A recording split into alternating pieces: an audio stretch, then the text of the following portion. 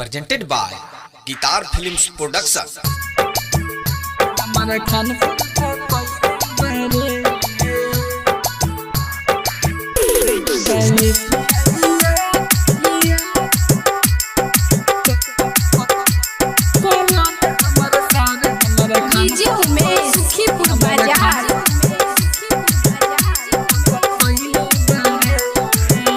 अरे पटना के खान सर के होई दीवाना, यही से गावतानी उनका गाना।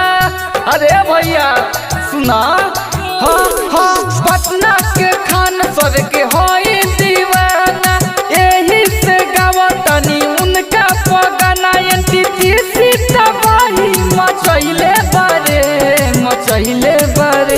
अरे ए ब्यास ई खान सर के हो बाग मार दवा तू नहीं खा जाना तो हो पटना के मशहूर मास्टर जिनका पे FIR भइल बा। का FIR तो ए ब्यास सुनाओ लगातार। अरे FIR कौन हमर सर हमर खान सर पर पहले बारे रे दादा। FIR कौन हमर सर हमर खान सर पर पहले बारे। तू तो छा गइलो यूपी और बिहार में। सुखीपुर बाजार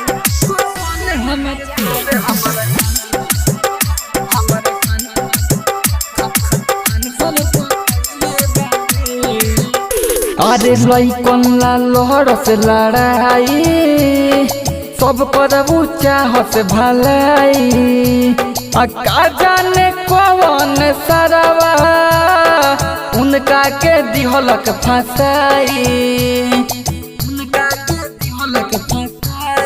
हाँ हाँ लइकन ला लोहर से लड़ाई, सब करबू चाहत भलाई। का जाने कौन सरवा उनका के दिहलक फसाई। हमर ठंडा दिमाग गरम महिले बारे। अरे भाग मर दिया, आवा ना है ठंडा चाय पी लो, दिमाग ता ठंडा हो जाई। का दू तीन गो तू सुने पर लागल बाड़, घाव पर नमक धरल जरूरी बा, चुपचाप सुनब। सुनाओ। अरे FIR कौन हमर सर हमर खान सर पर पहले बारे रे दादा।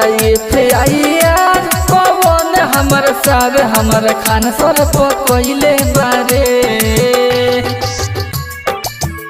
हमर खान सर पर पहले बारे। Presented by Guitar Films Production.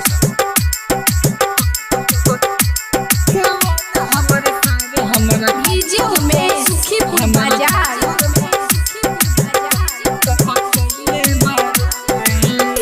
अरे पहले बा गलती भारी, एही से सुनत गारी। कृष्णा बसंत कहे अपना मिलता नौकरी सरकारी। हाँ हाँ पहले बा गलती भारी, एही से सुनत गारी।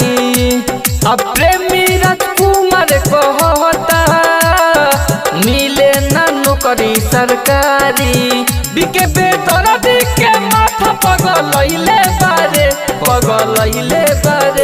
अरे ए ब्यास पगलाए के बात नहीं खे, अगर खान सर जाएंगे जेल तो फेल हुई हुए खेल। तब ठीक बा, आवाज दो। अरे FIR कौन हमर सर हमर खान सर पर पहले बारे रे दादा। FIR कौन हमर सर हमर खान सर पर पहले बारे। गिटार रिकॉर्डिंग स्टूडियो कदमवा टोला बेतिया।